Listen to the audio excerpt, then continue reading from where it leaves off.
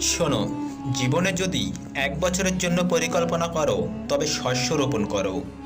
যদি 10 বছরের জন্য পরিকল্পনা করো তবে বৃক্ষরোপণ করো। আর যদি 100 বছরের জন্য পরিকল্পনা করো তবে সন্তানদের শিক্ষিত করো।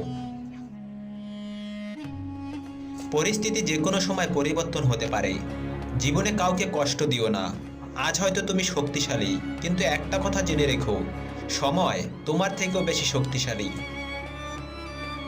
পাখি কখনো ডাল ভেঙে পড়ে যাওয়ার ভয় করে না, কারণ তার বিশ্বাস ডালের ওপর নয়, ডানার ওপরে। তার জীবনে চলার পথে নিজের ওপরে বিশ্বাস রাখো, অন্য কারোর ওপরে নয়। কারোর ক্ষতি করে প্রতিশোধ নেওয়াতে বিশ্বাসী নই। সব থেকে বড় প্রতিশোধ হলো নিজেকে এমনভাবে গড়ে তুলতে হবে যারা তোমার খারাপ করেছে তারা তোমার সাফল্য দেখে যেন নিজেদের কাছে ছোট হয়ে যায়।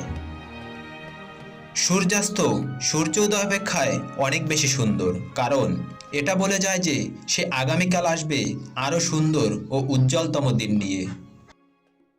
একজন মানুষ নিচে নামলে তাকে কেউ উপরে উঠাতে চায় না, কিন্তু কেউ উপরে উঠলে তাকে টেনে নিচে নামাবার লোকের অভাব হয় না।